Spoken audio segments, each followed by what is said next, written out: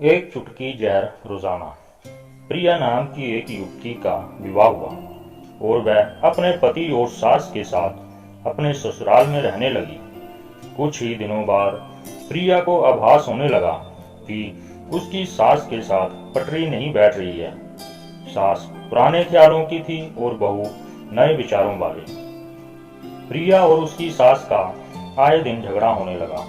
दिन बीते, महीने बीते, साल भी बीत गया। ना तो सास टीका टिप्पणी करना छोड़ती और ना प्रिया जवाब देना। हालत बद से बदतर होने लगी। प्रिया को अब अपनी सास से पूरी तरह नफरत हो चुकी थी। प्रिया के लिए उस समय स्थिति और बुरी होती जा रही थी जब उसे भारतीय परंपराओं के अनुसार दूसरों के सामने अपनी सास को सम्मान देना पड़ता।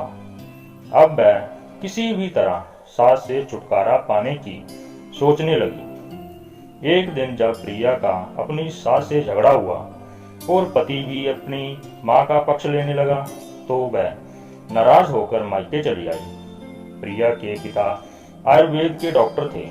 उसने रो रो कर अपनी व्यथा पिता को सुनाई और बोली, आप मुझे कोई जहरीली दवा दे दीजिए जो मैं जाकर उस बुढ़िया को पिला दूं, नहीं तो मैं अब ससुराल नहीं जाऊंगी। बेटी का दुख समझते हुए पिता ने प्रिया के सर पर प्यार से हाथ फेरते हुए कहा, बेटी, अगर तुम अपनी सास को जहर खिलाकर मार दोगी तो तुम्हें पुलिस पकड़ ले जाएगी और साथ ही मुझे भी, क्योंकि वो जहर मैं दूंगा। इसलिए ऐसा करना ठीक नहीं होगा। लेकिन प्रिया जिद पर अड़ गई। आपको मुझे जहर देना ही होगा। अब मैं किसी भी कीमत पर उसका मुंह देखना नहीं चाहती।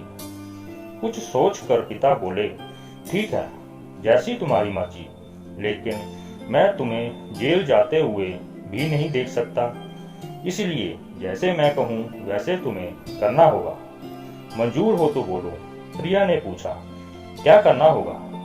पिता ने एक पुड़िया में जहर का पाउडर बांधकर प्रिया के हाथ में देते हुए कहा, तुम्हें इस पुड़िया में से सिर्फ एक चुटकी जहर रोज अपनी सास के भोजन में मिलाना है।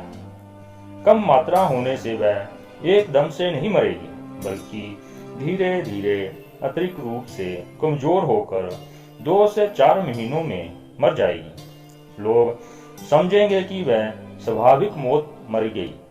पिता ने आगे कहा, लेकिन तुम्हें बेहद सावधान रहना होगा ताकि तुम्हें पति को बिल्कुल भी शक ना होने पाए, वरना हम दोनों को जेल जाना पड़ेगा। इसके लिए तुम आज के बाद अपनी सास से बिल्कुल भी झगड़ा नहीं करोगी, बल्कि उसकी सेवा करोगी। यदि वह तुम पर कोई टीका टिप्पणी करती है तो तुम चुपचाप सुन लोगी, बिल्कुल भी प्रत्युत्तर नहीं दोगी। बोलो, कर पाओगी? ये सब प्रिया ने सोचा।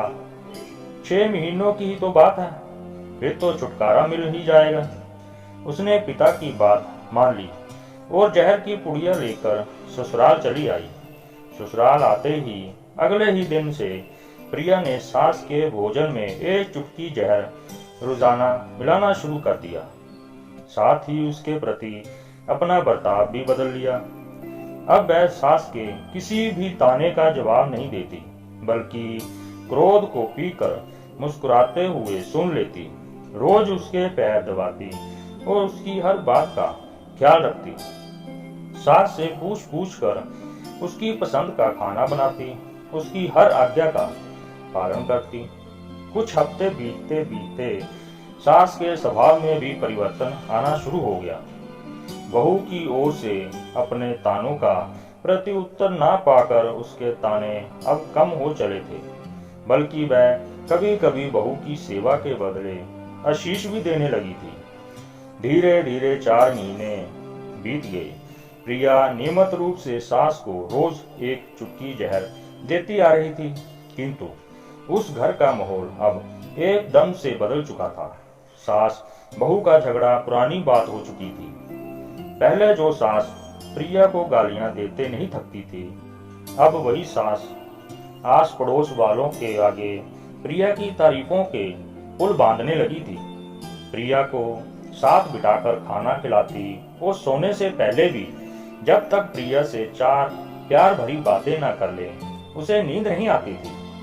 छठा महीना आते आते प्रिया को लगने लगा कि उसकी सास उसे बिल्कुल अपनी बेटी की तरह मानने लगी है। उसे भी अपनी सास में माँ की छवि नजर आने लगी थी। जब वह सोचती कि उसके दिए जहर से उसकी सास कुछ ही दिनों में मर जाएगी तो वह परेशान हो जाती थी। इसी परेशानी में एक दिन वह अपने पिता के घर दोबारा जा पहुंची और बोली, पिताजी, मुझे उस जहर के असर को खत्म करने की दवा दीजिए, क्योंकि अब मैं अपनी सास को मारना नहीं चाहती। वो बहुत अच्छी हैं और अब मैं उन्हें अपनी माँ की तरह चाहने लगी। पिता ठहाकर हंस पड़े और बोले, जहर कैसा? कैसा जहर? मैंने तो तुम्हें जहर के नाम पर हाजमे का चूरन दिया था। हा हा हा हा। अपनी बेटियों को सही रास्ता दिखाएं, माँ बाप का पूर्ण फर्ज अदा करें। दोस्तों, अगर आप हमारे चैनल पर नए हैं तो चैनल को सब्सक्राइब करना मत भूलना। मिलते हैं अगली वीडियो में।